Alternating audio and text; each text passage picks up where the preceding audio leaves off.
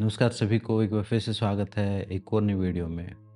और हम वीडियो बना रहे हैं कर्म योग के बारे में। तो लास्ट वीडियो में हमने जो बात की थी वो की थी कि पहला कर्म कौन सा करें। पहला कर्म ध्यान का अभ्यास, ताकि क्लीनिंग हो सके, अंदर से साफ सफाई हो सके, कर्म संस्कारों की शुद्धता सके, और जो कर्म के जो बीज हैं वो शांत हो सकें, जिसकी वजह से आपको आगे पीड़ा मिलनी है। तो पहले आपने कर दी ध्यान का अभ्यास करके, पहला कदम ले लिया। तो उसके बाद जो 2 चीज़ें आपको करनी है वो आज की वीडियो में मैं बात करूँगा। पहली चीज़ है विश्वास, और दूसरा भाव है स्वीकार का भाव। ये 2 अगले स्टेप, मतलब ये मैं कोई ऐसा नहीं बता रहा कि उस पुस्तक में बताया, उस पुस्तक में जो मैं अप मेरा जो अनुभव है वो मैं आपको बता रहा हूँ। पहला विश्वास और दूसरा स्वीकार, ये 2 आपको ध्यान के अभ्यास के बाद, ध्यान का अभ्यास तो करना सबसे पहला कदम है। अगर मान लो आप बाकी चीज़ें कर रहे हो तो वो आप कर ही नहीं पाओगे बिना ध्यान के अभ्यास के। ध्यान का अभ्यास कर रहे हो तो उसके बाद फिर आपको 2 चीज़ें करनी है, विश्वास और स्वीकार। अब इनको हम डिटेल में समझते हैं कि विश्वास क्या चीज़ है और स्वीकार क्या चीज़ है। विश्वास करना है एक एक सुप्रीम पावर पर, और ये सुप्रीम पावर चाहे आप भगवान को मान सकते हो, किसी देवी देवता को मान सकते हो, या जिसको भी आप मानते हो, श्रेष्ठ मानते हो, उसको मान सकते हो। लेकिन मेरे हिसाब से ये जो सुप्रीम पावर है, ये जो कर्म का जो सिद्धांत है, इस सिद्धांत के होने के प्रति जो आपका विश्वास है कि कोई ऐसा नियम है, कोई ऐसी शक्ति है, कोई ऐसा कानून है जिसके अंतर्गत ये पूरी सृष्टि चलती है। इस चीज़ में विश्वास। विश्वास का मतलब ये नहीं कि इसको मानो, उसको मानो। ठीक है, वो उस तरीके से भी मान सकते हो कि इस भगवान ने ये सब बनाया है, या भगवान शिव ने ये बनाया है, या भगवान श्री कृष्ण ने बनाया, वो आपका बिलीफ सिस्टम जैसे आपको कंफर्टेबल लगे। लेकिन मुख्य जो तत्व है, वो ये फ़र्क नहीं पड़ेगा इससे कि आप किसको मानते हैं। मुख्य बात ये है कि आप मानते हैं। आपका जो विश्वास है, आपका जो बिलीव है अंदर से, वो होना ज़रूरी है, वो मुख्य तत्व है। जब वो तत्व आपके अंदर आएगा, तो पहले ही चीज़ आप अपने इस बात पर विश्वास करना शुरू करोगे कि हाँ, ये जो कर्म योग हम अभ्यास कर रहे हैं, ये सच में काम करने वाली चीज़ है। इसके प्रति आपका गहरा विश्वास, और ये कर्म के नियम कानून जितने भी हैं ये काम कर रहे हैं, तो ये आपके विश्वास पर आधारित नहीं है। ऐसा नहीं कि आप विश्वास नहीं करेंगे तो ये कर्म का नियम काम नहीं करेगा। लेकिन अगर आप विश्वास करेंगे तो आप इसके साथ अलाइन हो पाएँगे, आप इसका उपयोग कर पाएँगे। अगर आप विश्वास ही नहीं कर रहे कि कोई शक्ति है जो हमें कंट्रोल कर रही है, कंट्रोल मतलब कोई नियम को चीज़ों को कंट्रोल कर रही है, किसी के अंतर्गत, ये एक नियम कानून के अंतर्गत, कोई एक बड़ी चेतना के अंतर्गत, या जिस भी रूप में मानना चाहें, कि ये सारी सृष्टि काम कर रही है। अगर ये आप नहीं मानेंगे तो समझो कि फिर आप प्रयास भी नहीं करेंगे। फिर वो रूट ही खत्म हो जाएगी कर्म योग को मानने वाली। तो कर्म योग को अगर अभ्यास करना है अपने जीवन में, अपने जीवन को नेक्स्ट लेवल पर लेके जाना है, बिना किसी मैनिपुलेशन के, बिना किसी पर डिपेंड हुए, बिना किसी अंधविश्वास के, बिल्कुल मनोवैज्ञानिक तरीके से, स्पिरिचुअल साइंस के हिसाब से, तो आप समझिए आपको पहले विश्वास करना पड़ेगा। और विश्वास किस चीज़ पर करना पड़ेगा? इस नियम पर, इस कानून पर, कि कार्य और कारण का सिद्धांत काम करता है कि अगर कुछ होना है तो उसके लिए कुछ करना पड़ेगा। अगर कुछ हुआ है तो उसका मतलब कुछ किया है। मान लो आपके जीवन में जो कुछ भी हुआ है, जितने भी प्राप्त हुए हैं आपको, अच्छा बुरा जो भी प्राप्त हुआ, जीवन का अनुभव, वो सब आपके द्वारा किया गया था। डायरेक्ट इनडायरेक्ट फॉर्म में कहीं न कहीं किया गया था, तभी आपको वो प्राप्त हुआ है। तो जब ये इस साइकिल को समझना पड़ेगा, इस चीज़ को स्वीकार, इसके प्रति आपका स्वीकार भाव और इसके प्रति आपका विश्वास का भाव गहरा होना चाहिए। दूसरा विश्वास आपके प्रति आपके अंदर ये भी होना चाहिए कि ये जो पूरी सृष्टि है, इसका मैं बहुत छोटा-सा एक अंश हूँ। मैं एक छोटा-सा अंश हूँ। एक रेत के कण जितना, रेत का कण भी मतलब उसके हिसाब से हम देखें तो बहुत बड़ा हो जाता है। मतलब हम उतना सा समझो आपकी बॉडी पे कोई एक छोटा-सा कोई बैक्टीरिया होगा, जो दिख भी नहीं रहा, कोई कीटाणु, कोई एक जीवाणु ऐसा हो, तो उतने छोटे हम इस सृष्टि में, उतना एक्जिस्टेंस भी नहीं है हमारा। तो बाहर की चीज़ों पर हम हमारे मानने या ना मानने से कोई नियम, कानून हो या सृष्टि पर कोई असर नहीं पड़ने वाला है। तो आप मानेंगे तो इसका बेनिफिट ये होगा कि आप उस कानून को समझ के उसका भरपूर उपयोग कर सकेंगे।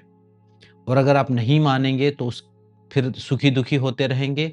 फिर आप बाद में कभी कहोगे कि मेरे ग्रह ठीक नहीं चल रहे हैं, कभी कहोगे मेरा भगवान रूठ गया है, कभी कोई कहोगे कि पड़ोसियों ने तंत्र-मंत्र कर दिया है, कुछ-कुछ ब्लेम करते रहोगे और उससे कोई दुःख समाप्त नहीं होगा आपका। तो ये चीज़ विशेष ध्यान रखिए।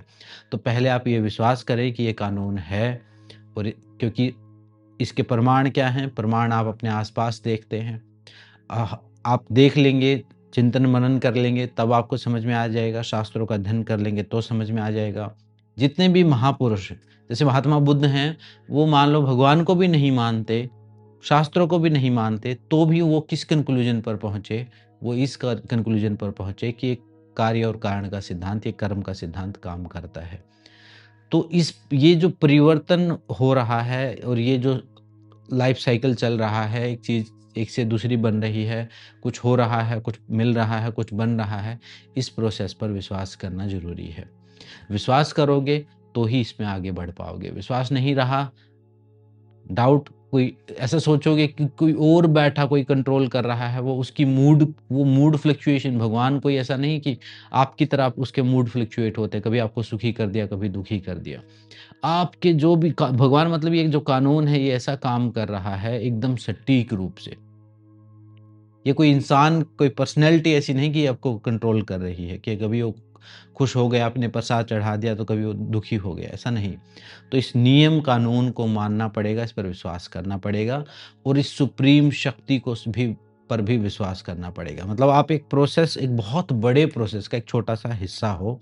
एक मशीन चल रही है और वो मशीन लगातार काम कर रही है हज़ारों लाखों सालों से और उसका एक छोटा-सा अंश हो, उसकी एक छोटी-सी घटना आप हो और वो कहीं घटेगी और पता भी नहीं चलेगा कब आई और कब चली गई।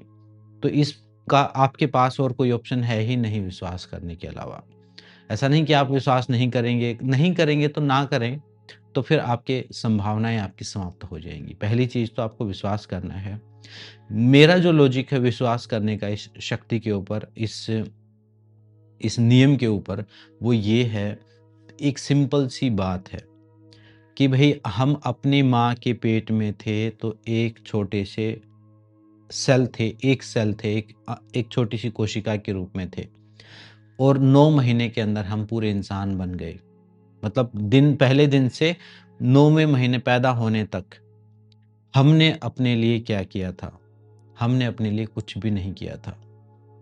हम थे, हमें एक अंश से पूरा इंसान बने हैं, पैदा हुए हैं, सोच समझ रहे हैं, वीडियो बना रहे हैं, वीडियो देख रहे हैं, लॉजिक लगा रहे हैं, खुद को इस लायक समझ रहे हैं कि हम भगवान के या उस परम शक्ति के होने या ना होने के बारे में डिसाइड कर सकें। इतना सामर्थ्य अपने अंदर समझ रहे हैं। तो मेरा तो एक सिंपल सा लॉजिक ये है कि जब हम एक सेल से एक पूरे इंसान बन सकते हैं, बिना हमारे किसी प्रयास के, तो इसका सीधा-सीधा मतलब ये है कि हम एक प्रोसेस में हैं। हम एक प्रोसेस में हैं, जो शक्ति, जो परमात्मा का कानून, जो इस धर्म का कानून, जो हमारा पहले दिन से 9वें महीने पैदा होने तक की रक्षा कर रहा था। साँस भी नहीं आ रही थी, भोजन भी नहीं कर रहे थे, तब भी जीवित हो रहे थे, हमें पोषण मिल रहा था। वही शक्ति आगे भी हमारा ध्यान रखती है।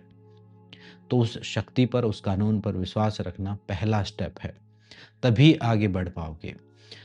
और उसको भी आप उसमें समय ले सकते हो, कोई जल्दबाजी नहीं, मेरे कहने से नहीं। आपको जब विश्वास हो जाए तभी आप आगे बढ़ें। जब आप कन्फर्म हो गए कि हाँ, ये चीज़ कोई काम करती है और आपके केस में भी काम करेगी। आप कई बार इंसान बहुत दुखी होता है तो सोचता है कि शायद मेरे लिए ये काम नहीं करती। आपके लिए इसलिए काम नहीं करती क्योंकि आप विश्वास नहीं कर रहे। आप विश्वास क्यों नहीं कर रहे, तो आप आउट ऑफ सर्कल हो गए हैं समझो। मतलब मान लो एक खेल चल रहा है, उसमें कुछ मान लो कोई बहुत सारे बच्चे मिलके क्रिकेट खेल रहे हैं और आप भी एक टीम का हिस्सा हो और आप अपनी मर्ज़ी से ही ग्राउंड से बाहर ही चले जाएँ या किसी भी दिशा में भाग जाएँ या बाउंड्री से बाहर कहीं जाके खड़े हो जाएँ 1 किलोमीटर दूर, फिर आप कहेंगे कि ये खेल मेरे लिए नहीं खेला जा रहा है, आपके लिए खेला जा रहा है वो, लेकिन आप आउट ऑफ अलाइनमेंट हो गए हैं। आप अपने जीवन को उस ढंग से नहीं जी रहे हैं, उस मशीनरी का हिस्सा ना मानने की वजह से उसके साथ तालमेल आपका समाप्त हो गया, इसलिए आप अलग-थलग महसूस कर रहे हैं। तो इस जीवन के साथ, इस संसार के नियम के साथ, इस धर्म के साथ, ये जो आ रही जा रही साँस, इस दिन-रात के साथ, इस प्रकृति के साथ एक होने का भाव कि इसका हिस्सा हूँ और ये सा इस मेरे जीवन में भी वो उतनी ही तरीके से काम करती है, वो शक्ति, वो नियम, वो सब काम करेगा। तो ये पहला ये जो विश्वास है, किसके प्रति विश्वास है ये फ़र्क नहीं पड़ता। ये जो विश्वास आपका दृढ़ विश्वास जो है, ये पहला कदम है, ये पहला ध्यान करने के बाद पहली चीज़ आपको करनी है। चाहे आप 10 पुस्तकें पढ़ के कर लो या जो भी अभ्यास करना चाहो, कुछ और करना चाहो, किसी से सलाह लेना चाहो, ले लो। लेकिन ये विश्वास होगा, तभी आप खुद की ग्रोथ कर पाएँगे आंतरिक रूप से। इसके अलावा बिना विश्वास के आप बिल्कुल सिर्फ़ ईगो या सिर्फ़ मैं ही सब कुछ हूँ या मैं ही इस पृथ्वी का केंद्र हूँ, मैं ही सब कुछ कर सकता हूँ, तो आप करके देख लीजिए। एक लिमिट तक आप करेंगे, उसके बाद जाके आप रुक जाएँगे। उसके बाद आपके हाथ में नहीं है। अब बहुत छोटा-सा अंश है एक। तो विश्वास के बाद जो दूसरा स्टेप आता है, वो है स्वीकार का भाव। स्वीकार किस चीज़ के प्रति स्वीकार? स्वीकार का भाव ये कि ये जो प्रकृति है, ये परिवर्तनशील है और चीज़ों में परिवर्तन हो रहा है और चीज़ें कार्य-कारण के सिद्धांत के अनुरूप काम कर रही हैं, तो कुछ चीज़ें मेरे जीवन में भी आएँगी, जाएँगी, बनेंगी, बिगड़ेंगी, दिन होगा, रात होगा, साँस आई है, चली जाएगी। सेल बने थे, मर जाएँगे, हम भी पैदा हुए थे, किसी दिन चले जाएँगे। जो अनित्य स्वरूप है इस प्रकृति का, वो उस अनित्य भाव के प्रति स्वीकार भाव, कि ये जो बदलाव है, ये जो परिवर्तन है, चाहे वो अभी नेगेटिव फॉर्म में चल रहा है, तो भी ये बदल जाएगा, ये हमेशा नहीं रहने वाला है। और चाहे ये अभी अच्छा समय चला हुआ है, तो भी ये बदल जाएगा, ये हमेशा नहीं रहने वाला है। ये स्वीकार भाव और ये स्वीकार भाव कि ये जो धर्म जिसमें हमने हमारा विश्वास है, उसके अकॉर्डिंग हम काम करेंगे तो उसी के अकॉर्डिंग फिर उसका फल भी हमें प्राप्त होगा। क्योंकि अभी जो भी हमें प्राप्त हो रहा है वो हमारा अकुशल कर्मों की वजह से है।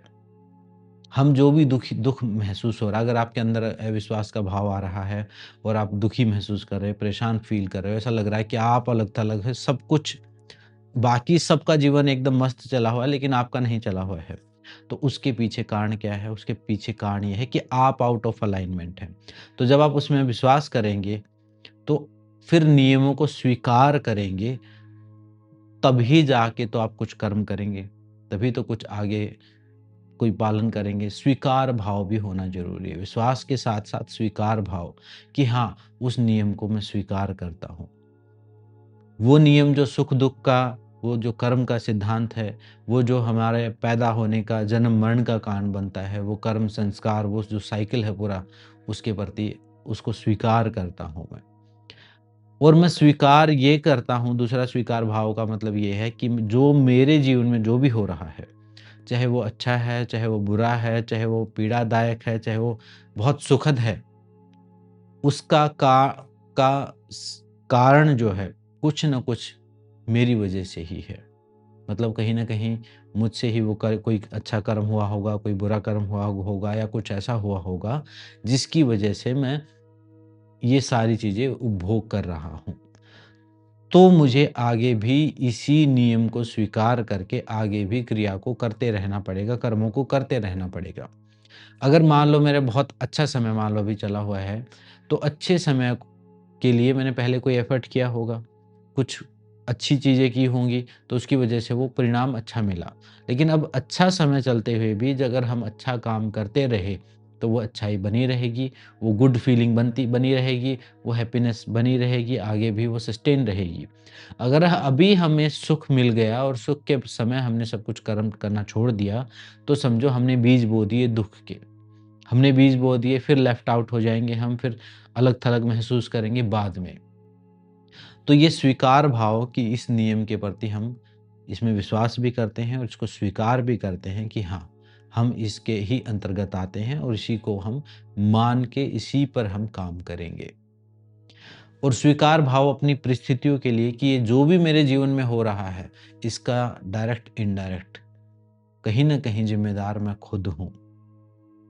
मैं खुद ज़िम्मेदार हूँ, ये स्वीकार भाव। तीसरा स्वीकार भाव से क्या होगा? स्वीकार भाव से एक रेजिस्टेंस समाप्त हो जाएगा। मतलब मान लो आप दुखी हैं, एक इनर कॉन्फ्लिक्ट समाप्त हो जाता है जब आप स्वीकार करते हैं तो। मान लो आप दुखी हैं और आप सुखी होने की कोशिश कर रहे हैं। मान लो अभी कोई ऐसी घटना हुई, कोई ऐसा इवेंट हुआ जिससे दुःख मिल रहा है, पीड़ादायक सेंसेशन बॉडी में महसूस हो रही है। तो जब पीड़ादायक सेंसेशन महसूस हो रही तो मैं मेडिटेशन कर रहा हूँ या कुछ भी कर रहा हूँ या कोई उपाय कर रहा हूँ, कोशिश कर रहा हूँ कि पीड़ादायक सेंसेशन ठीक हो जाए, ठीक हो जाए, ठीक हो जाए। इससे क्या हो रहा है? एक रेजिस्टेंस पैदा हो रहा है, एक प्रतिरोध पैदा हो रहा है। इस प्रतिरोध से एक तनाव पैदा हो रहा है और इस एक आंतरिक लड़ाई पैदा हो रही है, एक इनर कॉन्फ्लिक्ट पैदा हो रहा है और उससे और तनाव बढ़ता जा रहा है और बुरा महसूस करते जा रहे हैं।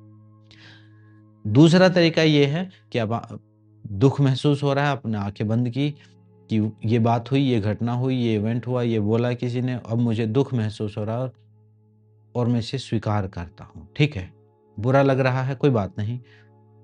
मतलब जो नेगेटिव फीलिंग है उनके प्रति भी ऐसा हमेशा खुश होने की या हमेशा पावर उसमें ब्लिस में रहने की कोशिश ना करें। जो भी दुःख की परिस्थिति है, जो भी कष्ट की परिस्थिति, जो भी पीड़ा है, उसे भी स्वीकार कर लें कि हाँ, ये अभी हो रहा है और ये सच है। महात्मा बुद्ध ने पहले क्या कहा कि दुःख है। पहला आर्य सत्य यही कहा कि दुःख है, कि दुःख है मतलब कि ये है, ये तकलीफ है। पहले तो ये स्वीकार कर लो कि ये दुःख है, ये सफ़रिंग है। फिर दूसरा कि अगर ये दुःख है, तो इसका फिर कोई कारण भी है। तो जब आप इसको स्वीकार करेंगे तभी तो उस कारण तक, निवारण तक पहुँचेंगे। अगर मान लो आप स्वीकार ही नहीं कर रहे हो, आप बदलने की ही लगातार कोशिश कर रहे हो, बार-बार, बार-बार आर्टिफ़िशियल सिचुएशन क्रिएट करने की कोशिश कर रहे हो, ये अपने आप में एक बहुत बड़ा मेंटल ट्रैप है, एक बहुत बड़ा कॉन्फ्लिक्ट है। और जो शुरू में सेल्फ इम्प्रूवमेंट या स्पिरिचुअल होने की कोशिश करता है, ज़बरदस्ती पॉजिटिव होने की कोशिश करता है। ज़बरदस्ती positive thinking, positive thinking. Positive thinking का मतलब ये नहीं होता। पॉजिटिव थिंकिंग का मतलब पॉजिटिविटी अंदर से आएगी। जब आप बाहर के सारे नियमों के अलाइनमेंट में आ जाएँगे, तब दुःख भी होगा तो भी आप अलाइनमेंट में हैं। तब तब भी आप अपने इनर अलाइनमेंट में हैं और तब भी आप अनकंफर्टेबल महसूस नहीं करेंगे। दुःख महसूस करेंगे, पीड़ा महसूस करेंगे, हो सकता है शरीर के स्तर पर, मन के स्तर पर, लेकिन वहाँ पर आपकी साँस जो है वही चल रही होगी। आप स्वयं में स्थित हो, समभाव में हो, न्यूट्रल है और सुख भी आएगा तो आप इतने ज़्यादा डिस्टर्ब नहीं हो जाओगे कि बहुत ज़्यादा आउट ऑफ अलाइनमेंट में चले गए आप। तो सुख है तो उसको एक गुड फीलिंग की तरह एन्जॉय करो, दुःख है तो उसको बैड फीलिंग की तरह उसको भी एक अनुभव लो, उसका भी एक्सपीरियंस करो। तो स्वीकार भाव परिस्थितियों के प्रति और जो शरीर के स्तर पर जो भी सुख दुख महसूस हो रहा है उसके प्रति और इस प्रकृति के नियम कानून के प्रति कि ये जो भी काम कर रहा है इसके अंतर्गत ही हमें काम करना पड़ेगा। हम इसे स्वीकार करते हैं, इसमें विश्वास करते हैं। तो ये दो तत्व आपके अंदर जैसे ही आएंगे और ये सीक्रेट्स ऑफ सीक्रेट है। अगर आप विश्वास करते हो तो एक होता है मेडिकल साइंस में प्लेसिबो इफेक्ट। मतलब अगर आप विश्वास करते हो दवाई काम करेगी तो दवाई वो 50% लोगों पर तो वैसे ही काम कर जाती है वो। आप विश्वास करते हो कि ये डॉक्टर का इलाज काम करेगा, तो डॉक्टर इलाज करे ना करे, चाहे गलत कर दे, लेकिन आपके ऊपर उसका पॉजिटिव इफ़ेक्ट होता है। 40-50% तो इसी का इफ़ेक्ट है, मेडिसिन में भी। जहाँ जिसको आप साइंस बोलते हैं, उस साइंस में भी ये चीज़ काम करती है। और ख़ासकर ह्यूमन और साइकोलॉजी, क्योंकि हम जो हैं हम कोई एक सिर्फ़ पदार्थ नहीं हैं। हम पदार्थ भी हैं, हम विचार भी हैं, हम इमोशंस भी हैं, हमारा एक मन भी है, हमारी जो ह्यूमन बॉडी जो काम करती है, हमारे अंदर जो जो ये जीवन रूपी जो अनुभव हो रहा है, ये सोच, विचार, भावना और हर चीज़ का एक मिला-जुला जो अनुभव है वो है। और ये मिला-जुला अनुभव विश्वास करने से, स्वीकार करने से जो प्रभावित होता है। अगर आप विश्वास नहीं करेंगे तो क्या होगा? एक कन्फ्यूजन स्टेट रहेगी, आपको समझ में नहीं आएगा, आपको रहेगा कि ठीक है, कारण नहीं पता चलेगा कि किस कारण हुआ। अगर मान लो आपके साथ कोई बात घटना हुई, कोई अच्छी-बुरी, तो आपको पता है कि प्रकृति का एक नियम है, ये ऐसा-ऐसा हुआ था, ऐसा हो गया। अब आपको आप विश्वास ही नहीं करते तो फिर एक ब्लैंक स्टेट में चले जाएँगे, आपको समझ में ही नहीं आएगा कि अकारण हो रही हैं सब चीज़ें, ऑटोमैटिक हो रही हैं, ऐसा थोड़ा है। ऑटोमैटिक यहाँ पर कुछ भी नहीं, कार्य और कारण का सिद्धांत चल रहा है। उसके बाद जब स्वीकार भाव है, अगर मान लो आप स्वीकार नहीं करोगे तो इनर कॉन्फ्लिक्ट में रहोगे, रेजिस्टेंस पैदा करते रहोगे, बदलने की कोशिश करते रहोगे और ज़्यादातर जो सिचुएशन जो युद्ध जो चले हुए हैं, बाहर के युद्ध तो अब समाप्त हो गए हैं, मतलब ठीक है, अब दोबारा फिर शुरू होने वाले लग रहा है, लेकिन आंतरिक युद्ध अब ज़्यादा चल रहे हैं, इनर कॉन्फ्लिक्ट ज़्यादा है, मानसिक स्तर पर युद्ध ज़्यादा है। तो वो आंतरिक जो श्रीमद् भगवत गीता में जो दिया हुआ है जो ज्ञान, वो जो युद्ध जो है वो कौरव और पांडव का बाहर दिया होगा, लेकिन ये जो अंदर कौरव और पांडव हैं, उनका है। तो वहाँ पर भगवान श्री कृष्ण कहते हैं कि मुझ में विश्वास करो, कि मेरी शरण में आ जाओ। तो अपने आप को उस शरण में, मतलब ऐसा नहीं कि भगवान कृष्ण की ही शरण में या मूर्ति रख के उसकी शरण में, उस नियम की शरण में, उस शक्ति की शरण में, उस परम सत्ता की शरण में, जिसके कुछ भी नाम आप दे सकते हो, जिसको भी आप मानते हो, उसकी शरण में जाना कि हाँ। और जैसे ही आप, ह्यूमन साइकोलॉजी इस टाइप से डेवलप हुई है हमारी, कि हम जब पैदा हुए होंगे, अपनी माँ के पास हम रहे होंगे, अपने माँ-बाप के पास, अपनी माँ की गोद में, तो जब हम माँ दूर जाती थी तो हम रोते थे। फिर माँ पास आती थी, हम एकदम से कंफर्टेबल हो जाते थे। तो वहीं से एक पैटर्न डेवलप हो गया है कि जो क्रिएटर है, जो बनाने वाला है, जब हम उसके प्रति समर्पण होते हैं, तो उसके क्लोज़ फ़ील करते हैं, तो हम सेफ़ महसूस करते हैं, सुरक्षित महसूस करते हैं और अच्छा महसूस करते हैं। अंदर से हील महसूस करते हैं। और जब क्रिएटर से दूर हम जाते हैं या उसमें विश्वास, जैसे मान लो आप अपनी माँ में विश्वास मत करो। आपने हम तो बड़े हुए पता चला कि हमारी माँ है ये। लेकिन अगर आप मान लो विश्वास ना करो, आप बचपन में ही बिछड़ जाओ और आप विश्वास ना करो, तो क्या होगा? तो वो माँ, जो बिछड़ी हुई माँ है, जो आप जिसको आपने कभी नहीं देखा, वो आपको वो सेफ्टी नहीं दे पाएगी जो आपकी जानते हुए दे पाती है। क्योंकि अब आप पले बड़े हो उस माँ के पास, तो वो माँ के पास जब आप जाते हो तो सेफ्टी महसूस होती है, सुरक्षा महसूस होती है। तो जो ये मूर्ति है, भक्ति है, ये जो भगवान में विश्वास है, ये कोई अकारण नहीं है, ये कोई अंधविश्वास नहीं है। ये हमारी रिक्वायरमेंट है, एक कनेक्शन की, एक सेफ महसूस करने की, एक सुरक्षित महसूस करने की, ताकि हम एक एक इंटरनल स्ट्रेंथ हमें वहाँ से मिले। तो विश्वास करना है, स्वीकार करना है और जीवन के नियम को स्वीकार करके उस पर आगे बढ़ने के लिए, दृढ़ विश्वास के साथ आगे बढ़ने के लिए दृढ़ संकल्प लेना है। तभी जाके हम आगे जा पाएँगे। पहले ध्यान के द्वारा क्लीनिंग करनी है और धीरे-धीरे अपने अंदर अपने विश्वास को दृढ़ करो। जीवन के स्वीकार भाव लेके आओ। एक मूवी देखी मैंने, यस मैन, मतलब हॉलीवुड की मूवी है यस मैन, काफ़ी पुरानी मूवी है शायद वो। तो उसमें वो व्यक्ति एक संकल्प लेता है कि यस बोलना है अब। अब किसी को ना नहीं कहना है, नो नहीं कहना है। तो वो जब यस कहना शुरू करता है, मतलब मैं ये नहीं कह रहा कि आप यस बोलो, लेकिन वो एक स्वीकार भाव, जब वो स्वीकार भाव में आता है, तो जैसे ही चीज़ें, अपॉर्च्युनिटीज़ उसके जीवन में आनी शुरू हो जाती हैं। जो चीज़ें काम नहीं कर रही थी, क्योंकि उसने अब यस बोल दिया, तो एक एक नया द्वार बन गई उसके जीवन में। और थोड़े से समय में ही फ़िल्म में दिखाया गया, थोड़े से कॉमेडी मूवी है वो, थोड़े से समय में ही वो किसी नीचे से स्तर से बहुत हाई वाइब्रेशन में, बहुत ऊँचे लेवल का व्यक्ति बन गया वो। तो ये चीज़ आपके साथ भी सही है, ठीक है? वहाँ तो वो एंटरटेनमेंट की तरह दिखाया, लेकिन यहाँ पर ये आपके जीवन में भी सच है। तो स्वीकार भाव और विश्वास का भाव ये आप ज़रूर करें। नेक्स्ट वीडियो में हम आगे क्या करना है अपने जीवन में उसके बारे में। हम बात कर रहे हैं रूट कॉज़ की। हम बात कर रहे हैं, अब मैं मान लो आपको उपाय बता दूँ कि यहाँ से उठा के कोई चीज़ इधर रख दो, वहाँ से वहाँ जाके ये मंत्र पढ़ दो, उसका ये कर दो। ये कोई इलाज नहीं है। ये लीपापोती, ये मीठी गोली है। सही परमानेंट सॉल्यूशन क्या है? अपने पूरे स्ट्रक्चर को, ब्रेन के स्ट्रक्चर को ही रीसेट करना पड़ेगा। और स्पिरिचुअल और योग का विज्ञान क्या कहता है? वो यही कहता है, विश्वास करना है।